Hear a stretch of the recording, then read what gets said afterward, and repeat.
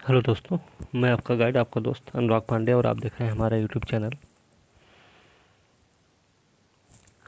आज हम शुरू करेंगे जीएस के फोर्थ पेपर की। ठीक है, जीएस के फोर्थ पेपर की शुरुआत करेंगे जो कि संबंधित है यूपी पीसीएस मेंस और मध्य प्रदेश पीसीएस मेंस में भी चौथा पेपर होता है जीएस का। ठीक है, और चौथा पेपर किससे संबंधित है? तो भाई नैतिकता नीति शास्त्र से संबंधित है। यूपीएससी में भी चौथा पेपर जीएस का होता है जिसमें, ठीक है, तो जो यूपीएससी का पैटर्न है उसमें उसके तहत हम 7 टॉपिक पढ़ते हैं। उन 7 टॉपिक्स में हम जो पढ़ते हैं उसमें एक टॉपिक होता है नीति शास्त्र और मानव माध्यम, दूसरा अभिवृत्ति मनोवृत्ति होता है, तीसरा सिविल सेवा अभिरुचि और बुनियादी मूल्य, चौथा होता है भावनात्मक बुद्धि, पांचवा होता है भारत और विश्व के नैतिक विचार और दार्शनिक का योगदान, और छठा होता है लोक सेवा में सिविल सेवा का मूल्य और नीति शास्त्र। और सातवां जो कि अंतिम टॉपिक है वो होता है शासन व्यवस्था में ईमानदारी। एक भाग और होता है, पेपर में 2 भाग होता है, पेपर 2 भाग में आता है। पहला तो ये सब है और दूसरे वाले भाग में केस स्टडीज होते हैं। ठीक है, तो 8 टॉपिक हो जाते हैं फिर। ठीक है, लेकिन इसमें जो हम बात करेंगे वो गिने चुने टॉपिक्स की जो पीसीएस में होते हैं। ठीक है, तो उसमें जो टॉपिक्स हम पढ़ेंगे उसमें हम पढ़ेंगे नीति शास्त्र, एक परिचय।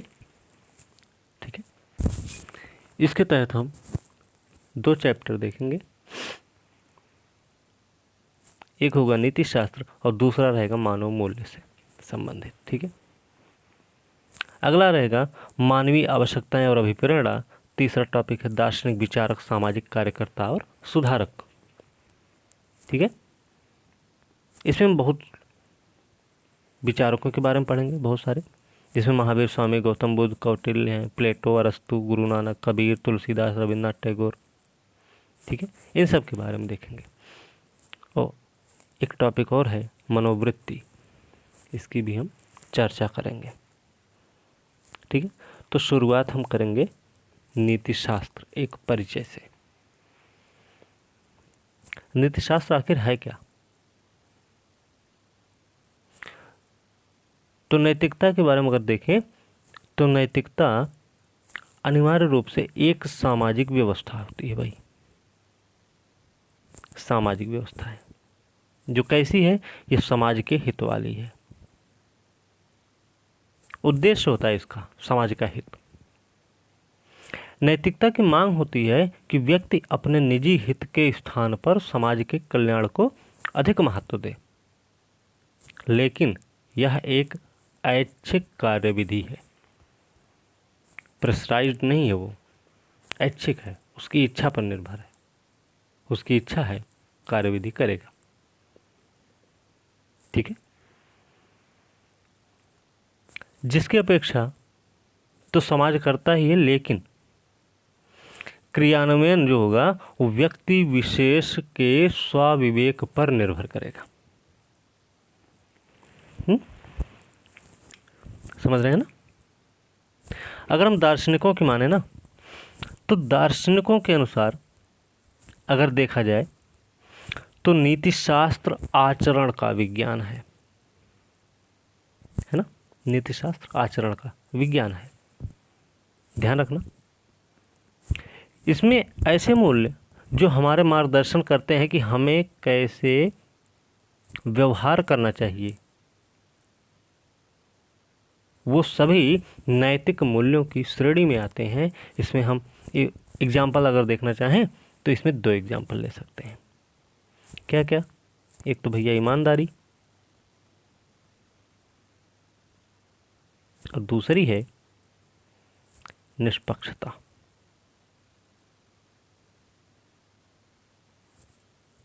ये दो एग्जाम्पल देख सकते हैं। तो याद रखना कि इसलिए यह एक विश्वसनीय काम के माहौल को बढ़ावा देने के लिए नीति शास्त्र का प्रशिक्षण अत्यधिक आवश्यक हो जाता है कि काम जो है वो ईमानदारी से हो और निष्पक्ष रूप से हो, है ना। तो नैतिकता का मतलब है कि नैतिकता हमेशा समाज के सापेक्ष होती है। नैतिकता हमेशा सदैव समाज के सापेक्ष होती है। तो समाज में तो नैतिक मूल्यों का निर्माण होता है, ठीक है, और समाज के लोगों की अंतरक्रिया के फलस्वरूप ही इसका विकास भी होता है, निर्माण भी होता है और समाज की अंतरक्रिया के फलस्वरूप इसका विकास भी होता है। ये भी हमें ध्यान रखना है। समय का भी इसमें योगदान होता है कि समय के साथ साथ समाज की व्यवस्थाओं में जो परिवर्तन आते हैं ना, वो प्रायः नैतिक प्रगति या अवनति को नैतिक प्रगति और अवनति के रूप में दिखाई देते हैं फिर, ठीक है। तो इसलिए नीति शास्त्र का महत्व और उसकी प्रासंगिकता हमेशा बनी रहती है भाई, ठीक है। तो हमें ध्यान रखना है। देख लें क्या ये कि समाज के हित वाली अनिवार्य रूप से सामाजिक व्यवस्था है नैतिकता। दार्शनिकों के अनुसार नैतिक शास्त्र जो है आचरण का विज्ञान है। और याद रखना कि हमारा मार्गदर्शन करने वाले मूल्यों को नैतिक मूल्य की श्रेणी में कहते हैं। अतः एक विश्वसनीय काम के माहौल को बढ़ावा देने के लिए नीति शास्त्र का प्रशिक्षण अति आवश्यक होता है। नैतिकता हमेशा समाज सापेक्ष होती है, मतलब समाज से इसका निर्माण भी होता है और अंतःक्रिया से विकास होता है। जैसा समाज रहेगा वैसे होगा ये, ठीक है। लेकिन सामाजिक व्यवस्थाओं में परिवर्तन से क्या होता है, हमेशा इसमें प्रगति और अवनति दोनों देखी गई। इसलिए नागरिक नीति शास्त्र का जो महत्व और उसकी जो प्रासंगिकता है वो हमेशा बनी रहती है, ठीक है। अब हम देखेंगे नीति शास्त्र, एथिक्स बोलते हैं ना, एथिक्स।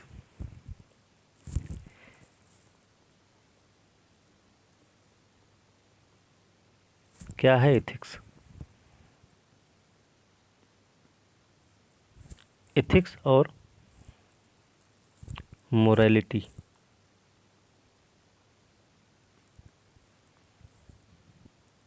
दोनों में अंतर है ना कुछ न कुछ। तो नैतिकता के लिए दो शब्द प्रयोग किए जाते हैं अंग्रेजी में, एथिक्स और मोरालिटी। तो इनका अंतर क्या है इनमें? तो एथिक्स की अगर हम बात करेंगे, ठीक है, अगर हम एथिक्स की बात करते हैं तो एथिक्स क्या है भाई? एथिक्स एक ग्रीक शब्द है। ग्रीक शब्द कौन सा है? नाम है उसका एथिकॉस।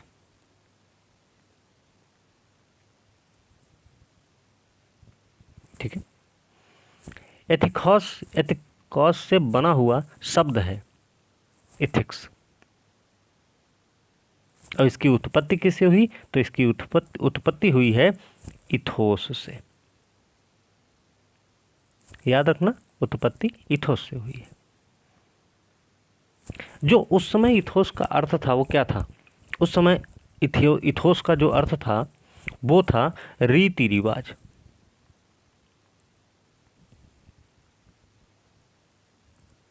ठीक है, लेकिन आजकल इसका अर्थ क्या हो गया? तो वर्तमान में अगर इसका अर्थ देखें तो वर्तमान में इसका अर्थ है आंतरिक विशेषता।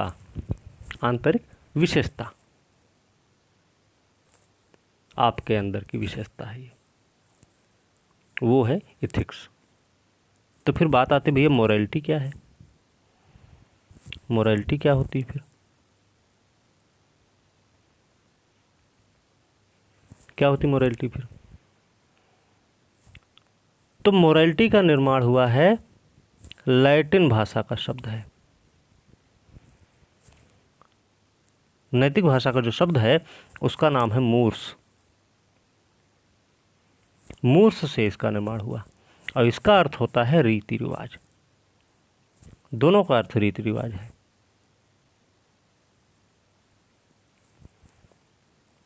ठीक है।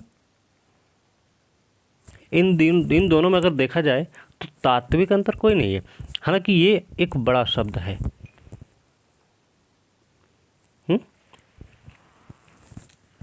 यह एक क्या है, बड़ा शब्द है, लेकिन इनमें कोई, इन दोनों में, एथिक्स और मोरालिटी में कोई भी तात्विक अंतर नहीं है। तो सामान्य जीवन में देखेंगे तो मोरालिटी शब्द का प्रयोग किया जाता है। सामान्य जीवन में जब देखेंगे तो मोरालिटी शब्द प्रयोग करेंगे, लेकिन जब अध्ययन की बात होती है तो वहां पे हम एथिक्स को लेते हैं फिर। ठीक है, एथिक्स और मोरालिटी ये है। तो हम आते हैं टॉपिक पे, नीति शास्त्र। क्या ये, यह एक मानवीय, सामाजिक, सैद्धांतिक, व्यवहारपरक विज्ञान है जिसके अंतर्गत समाज में रहने वाले मनुष्यों के आचरण का मूल्यांकन या अध्ययन किया जाता है भाई। ठीक है, नीति शास्त्र का जो अध्ययन है वो विषय विशेष के रूप में और समाज में नैतिक व्यवस्था के रूप में किया जाता है। ध्यान रखना इसका। ठीक है, इधर देखिए, एथिक्स और मोरालिटी। ग्रीक शब्द है एथिकोस, उत्पत्ति इथोस से हुई, अर्थ होता था रीति रिवाज उस समय, लेकिन वर्तमान में आंतरिक विशेषता है। मोरालिटी लैटिन शब्द है मूर्स, अर्थ होता है रीति रिवाज। लेकिन सामान्य जीवन में मोरालिटी की बात करते हैं और अध्ययन में एथिक्स को शामिल करते हैं। ठीक है, फिर आगे देखेंगे विषय के रूप में नीति शास्त्र, ethics as a special subject, है ना। तो विषय विशेष के रूप में, विषय विशेष के रूप में पढ़ते समय नीति शास्त्र को एक विज्ञान के तौर पर देखा जाता है। ध्यान रखना आप लोग कि विषय विशेष के रूप में पढ़ते समय हम नीति शास्त्र को एक विज्ञान के तौर पर देखते हैं, जिसके अंतर्गत क्या करते हैं कि उसका व्यवस्थित अवलोकन किया जाता। भाई क्या किया जाता, व्यवस्थित अवलोकन।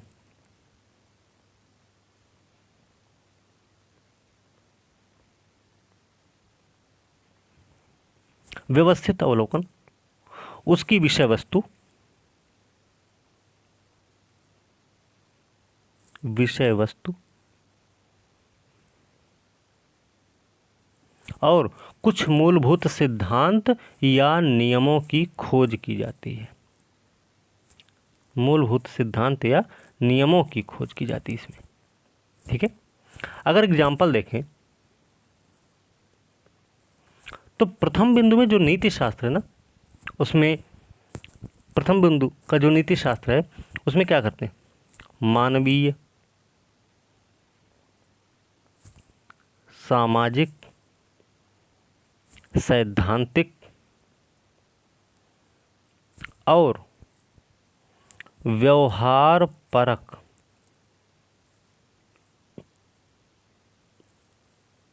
ठीक है, व्यवहार परक विज्ञान के रूप में परिभाषित किया गया। पहले बिंदु की बात कर रहे हैं।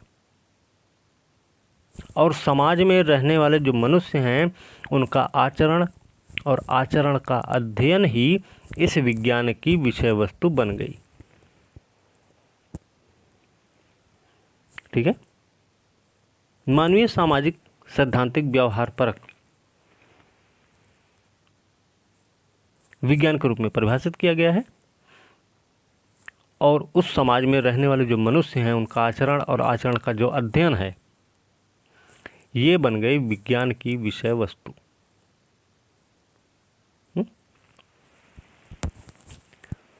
तो विषय वस्तु के रूप में अगर देखेंगे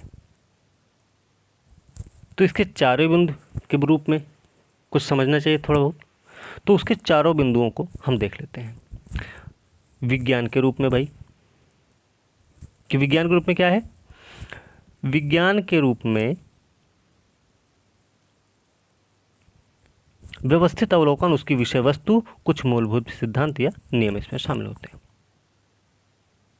यहाँ पे ध्यान रखना कि जो समाज में रहने वाले लोग हैं ना, समाज में रहने वाले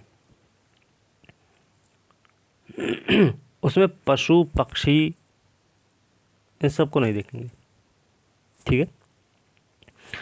समाज के रूप में देखते हैं।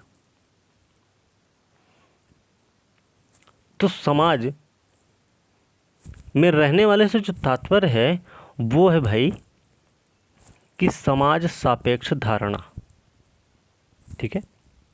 समाज सापेक्ष धारणा मतलब क्या है कि एथिक्स जो है अकेले व्यक्ति पर लागू नहीं होती, यहां समग्र समाज का अध्ययन किया जाता है,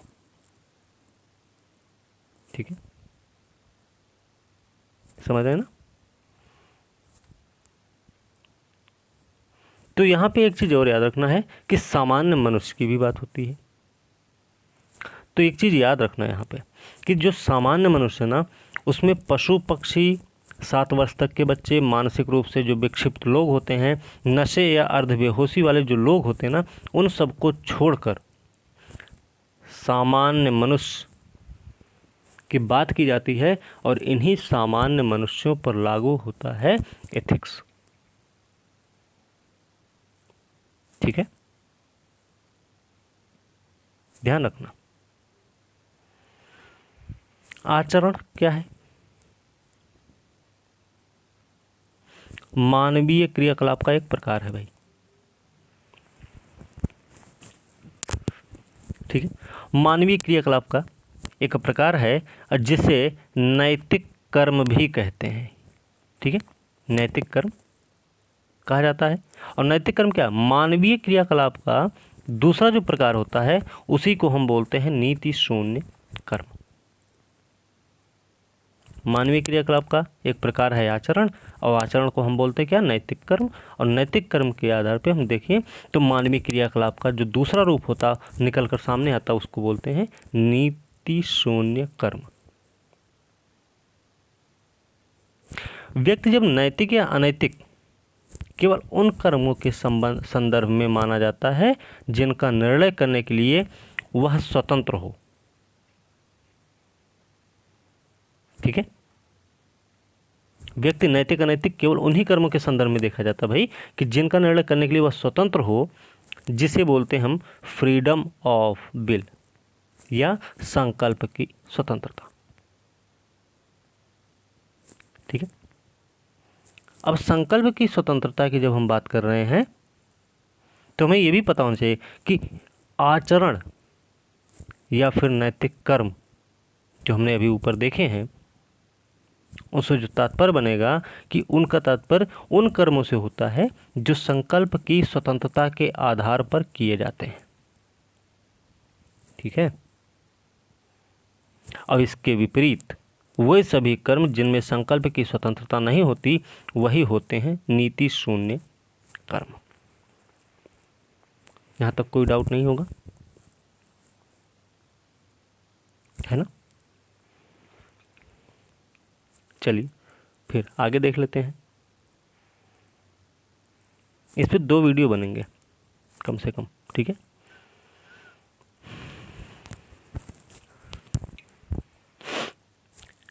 आगे हम देखेंगे नैतिक व्यवस्था के रूप में नीति शास्त्र।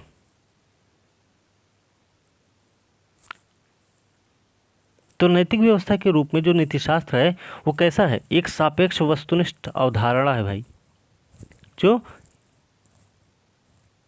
जिससे तात्पर्य क्या होगा? तात्पर्य है, इसका तात्पर्य है भाई कि समाज में नैतिक नियमों को लेकर एक सामान्य सहमति। नैतिक व्यवस्था के रूप में नीति शास्त्र सापेक्ष वस्तुनिष्ठ अवधारणा है और वस्तुनिष्ठ से तात्पर्य होता है समाज में नियमों को लेकर एक सामान्य सहमति।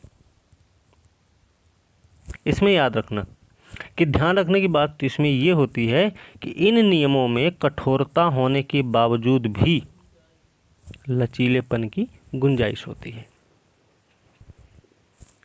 समझ रहे हैं?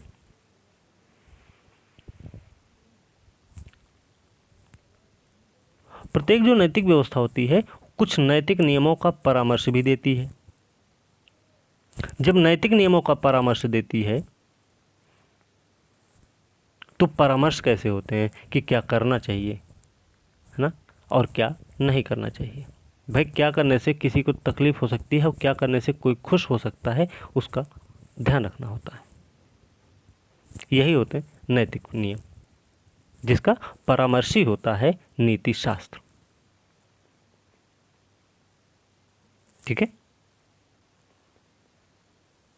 और याद रखना इसी क्या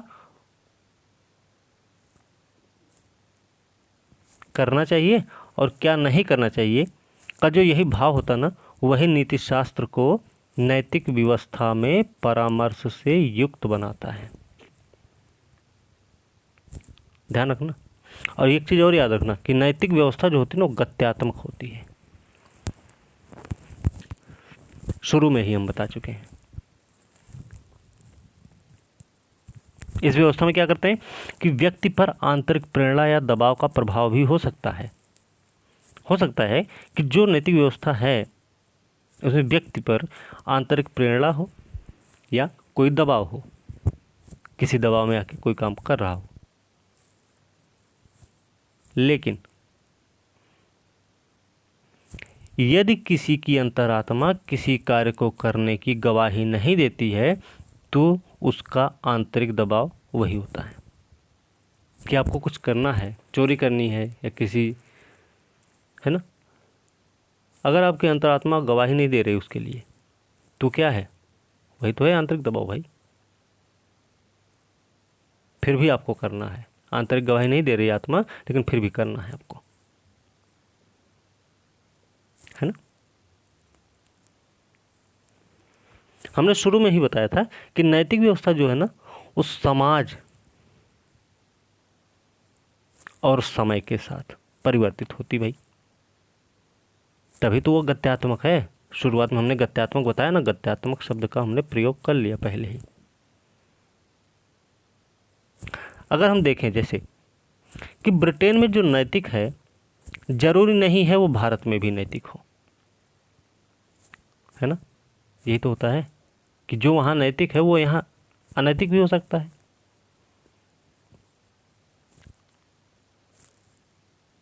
तो एक ही समय पर एक ही साथ एक ही बात अलग अलग समाज की व्यवस्था में नैतिक और अनैतिक दोनों हो सकती है। ठीक है, ध्यान रखना। और अंत में एक बात और निकल के आएगी फिर, क्या कि नैतिक व्यवस्था या नैतिकता जो है ना वह एक अर्जित अवधारणा होती है। अर्जित अवधारणा होती है तो इसका ये मतलब है कि यह समाजीकरण का भाग है जो धीरे धीरे सीखी जाती है। ठीक है भाई, एक बच्चा है छोटा सा जिसका जन्म हुआ, उसको क्या मालूम है क्या है नैतिकता। भूख लगी है तो रोएगा, पेट भर गया तो खेलेगा, उसको कोई नहीं फर्क पड़ता कि रात का समय है दिन का समय है ना। रात में 12 बजे उसको भूख लग जाएगी, वो रोएगा ही। लेकिन धीरे धीरे जैसे जैसे वो बड़ा होता जाएगा और समाज में घुलने मिलने लगेगा, समाज के तौर तरीकों को सीखेगा, लोगों से मिले जुलेगा, उन चीज़ों को समझने लगेगा। फिर यही तो है सामाजिकरण। जब मनुष्य धीरे धीरे समाज के ढांचे में आ रहा होता है, जब वह सामाजिक नहीं था, ठीक है, जब वह सामाजिक ढांचे में आ रहा था तब वह सामाजिक नहीं था, लेकिन और ना ही नैतिक व्यवस्था का उसे ज्ञान था, वही बच्चे वाली बात। लेकिन धीरे धीरे धीरे धीरे क्या होगा, वो बड़ा होता चला जाएगा, चारों मतलब दोनों हाथ दोनों पैर से चलेगा, फिर धीरे धीरे दोनों पैर पे खड़ा होने लगेगा, थोड़ा थोड़ा चलेगा, है ना। धीरे धीरे चलते चलते जब सीखते सीखते सीखते सीखते और जब बड़ा होके दौड़ने लगेगा तेज़ी से, साइकिल चलाने लगा, गाड़ी चलाने लगा, फिर उसके बाद 2 व्हीलर से 4 व्हीलर पर आया, है ना, तभी तो वह इस व्यवस्था का भाग बनता चलेगा भाई। तभी तो उसको समझ में आएगा, नहीं रीबॉक का जूता पहनना है या एडिडास का, है ना, जींस लेवाइस की होनी चाहिए या किसकी होनी चाहिए, तभी तो इसको जानकारी मिलेगी। जब ये समाज से बोध हासिल करेगा, समाज के संबंधों में आएगा, जब समाज से यह घुले मिलेगा,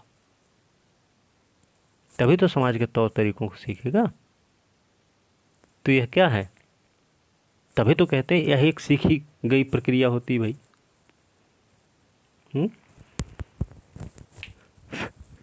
है ना। तो ये है भैया नीति शास्त्र। ठीक है, आयामों की अगर हम चर्चा करते हैं तो इसके आयाम 2 प्रकार से रहेंगे। एक तो शाखाओं के आधार पर होंगे और एक होगा आधुनिक विचारधाराओं के आधार पर। जब हम शाखाओं के आधार पर इसकी बात करेंगे तब उसको हम 3 भागों में विभाजित कर देंगे। वो 3 भाग कौन कौन से हैं? वो 3 भाग जो होंगे उसमें मानकीय नीति शास्त्र हो जाएगा, अधिनीति शास्त्र हो जाएगा और व्यावहारिक नीति शास्त्र होगा। फिर से हम इन्हीं तीनों को विभाजित करेंगे, उपभाग बनाएंगे और इसमें हम बात करेंगे मानकीय नीति शास्त्र की, जिसमें हम देखते हैं नियमवाद है और नियमवाद में हम कांट की नीति मीमांसा, गीता का निष्काम कर्म और अंतः प्रज्ञावाद देखेंगे। फिर मानकीय नीति शास्त्र के नियमवाद में तो इसके प्रयोजनवाद में क्या होगा?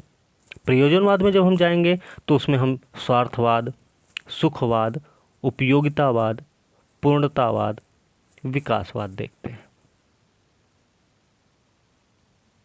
फिर इसी मानकीय नीति शास्त्र का एक तीसरा भाग है सद्गुण।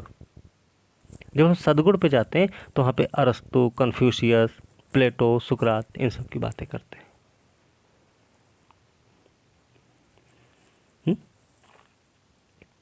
ये तो है, ये तो हो गए शाखाओं के आधार पे। तो आधुनिक आधार पर क्या है? आधुनिक आधार पर हम देखेंगे तो आधुनिक विचारधाराओं के आधार पे तो इसमें हम मार्क्सवादी नीतिशास्त्र, लैंगिक नीतिशास्त्र, अश्वेत नीतिशास्त्र और फ्रायडवादी नीतिशास्त्र के बारे में बात करते हैं।